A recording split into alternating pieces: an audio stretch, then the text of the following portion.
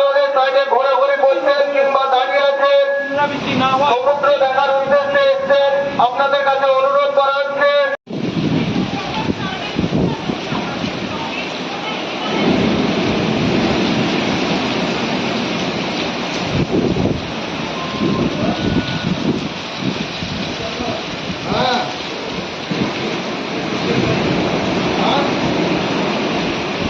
রেমাল ঝড়ের যে একটা দাপট, তার প্রভাবে ইতিমধ্যে নিজে আপনি পরিদর্শন এলেন। জেলা প্রশাসন তরফ থেকে কী ধরনের উদ্যোগ নেওয়া হয়েছে?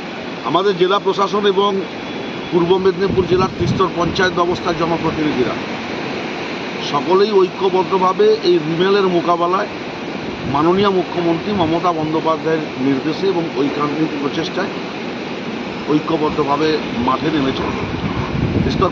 বিশেষ করে দীঘা থেকে হলদিয়া পর্যন্ত ৭২ কিলোমিটার যে সমুদ্র উপকূলবর্তী এলাকা, এই সমুদ্র উপকূলবর্তী এলাকাগুলোতে যে ফ্লাড সেন্টার রয়েছে, সেখানে গ্রাম পঞ্চায়েতের প্রধানরা সেই ফ্লাড সেন্টারের জন্য প্রশাসনিক ব্যবস্থায়, প্রশাসনিক নির্দেশে জেনারেটর থেকে শুরু করে খাদ্য পানীয় জল সমস্ত ব্যবস্থা করেছেন।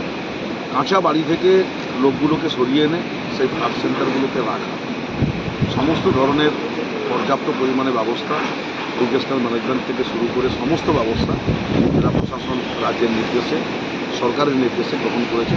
নিশ্চিতভাবে আমরা এই প্রাকৃতিক দুর্যোগ এই নয়, আমরা অভ্যস্ত, আমরা সিদ্ধহস্ত, আমরা এই প্রাকৃতিক দুর্যোগ মোকাবেলার সাথে অত্যন্ত পরিচিত। এখন প্রতি বছর ২-৩ বার ধরেই প্রাকৃতিক দুর্যোগ সমুদ্র উপকূলবর্তী এলাকাগুলো দিয়ে যায়।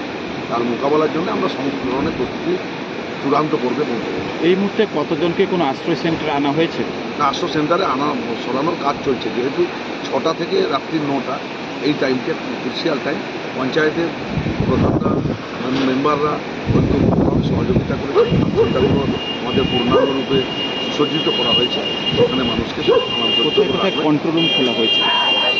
আমাদের এখনো পর্যন্ত সঠিক হিসাব এসে পৌঁছায়নি, তবে এই সিসাইডগুলোতে যে গ্রাম পঞ্চায়েতগুলো রয়েছে সমস্ত ফ্লাড সেন্টারগুলোতে আমাদের পর্যাপ্ত পরিমাণে ব্যবস্থা এবং সমস্ত পঞ্চায়েতে কন্ট্রোল রুম খোলা হয়েছে। যেহেতু রাতের দিকে ঝড়ের সম্ভাবনা থাকছে, গভীর রাতের দিকে, সেগুলো প্রশাসনের তরফ থেকে কি সব জায়গায় নজরদারি চালানো হবে? আজ রাতের দিকে আমাদের অশনি সংকেত বলে আবহাওয়া দপ্তরের পক্ষ থেকে রাতেই অশনি সংকেত, তার কারণে আগে থেকে তদবির করে আমরা সমস্ত ব্যবস্থা করি। গতকাল একজন পর্যটক লোকাল গ্রাম পঞ্চায়েতের প্রধান পরিমা 2 আমাদের সুশান্ত পাত্র মহোদয় রয়েছে, আমাদের পরিমা ১ নম্বরের অম্বিকা জানানো মহোদয় রয়েছেন, অশোকবাবু আছেন আমাদের পন্দিবা 1-এর প্রধান, আমাদের দীপক সার পঞ্চায়েত সমিতি সদস্য রয়েছেন এই রামনগর ১ নম্বর ব্লক, নিতাইবাবু ছিলেন যিনি পঞ্চায়েত সমিতির চেয়ারম্যান।